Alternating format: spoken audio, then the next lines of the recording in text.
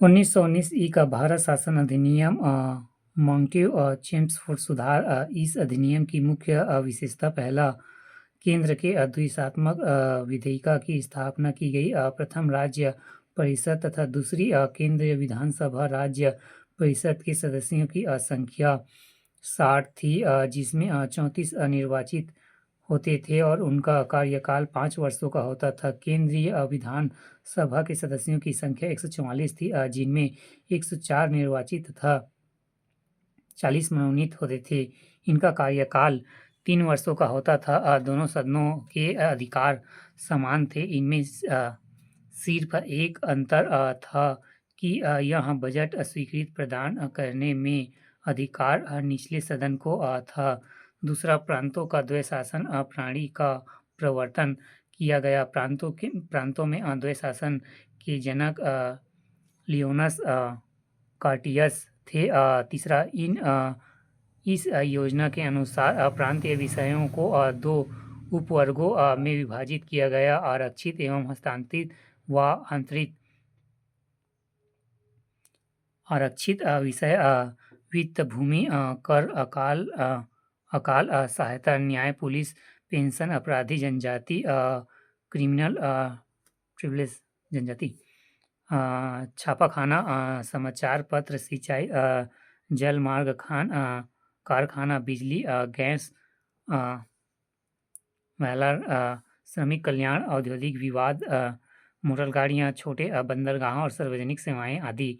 हस्तांतरित विषय शिक्षा, पुस्तकालय, संग्रहालय, स्थानीय स्वच्छता शासन, चिकित्सा सहायता, सार्वजनिक निर्माण विभाग एवं आबकारी उद्योग, तौल तथा माप, सार्वजनिक मनोरंजन पर नियंत्रण, धार्मिक और अग्रहर दान आदि। नोट: आरक्षित विषयों को प्रशासन गवर्नर और उसकी कार्यकारिणी परिषद के माध्यम से किया जाना था, जबकि हस्तांतरित विषयों का प्रशासन गवर्नर द्वारा विधान परिषद के प्रति उत्तरदायित्व मंत्रियों की सहायता से किया जाना था। इस द्वैशासन प्रणाली को 1935 ई के एक्ट के द्वारा समाप्त कर दिया गया। चौथा, भारत सचिव को अधिकार दिया गया कि वह भारत के महालेखा परीक्षक की नियुक्ति कर सकता है। पांचवा, इस अधिनियम ने भारत के एक ऐसा लोक सेवा आयोग का गठन प्रदान किया।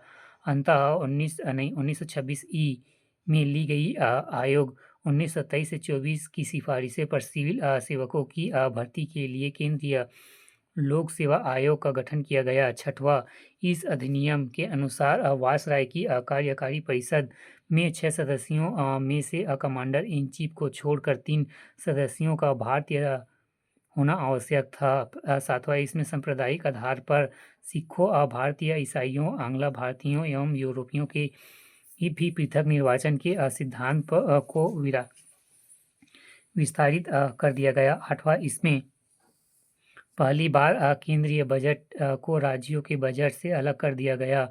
नौवां, इसके अंतर्गत वैधानिक आयोग का गठन किया गया, जिसका कार्य 10 वर्ष बाद जांच करने के बाद अपनी रिपोर्ट प्रस्तुत करना था। 10, इस अधिनियम में केंद्रीय विधान सत्ता में वायसराय के अध्यादेश जारी करने की शक्तियों को निम्न रूप से बनाए रखा गया।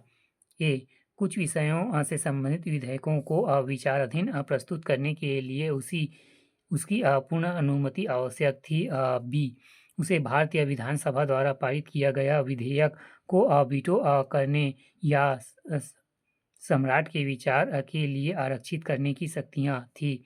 सी, उसे यदि शक्ति थी एवं विधानमंडल द्वारा नामंजूर किए गए या पारित न किए गए किसी विधेयक का या अनुदान को प्रमाणित कर दे तो प्रमाणिक विधेयक विधानमंडल द्वारा पारित विधेयक के समान हो जाते थे। डी, वह आपात स्थिति में अध्यादेश बन सकता था जिसकी अस्थायी अवधि के लिए विधिक प्रभाव होता था।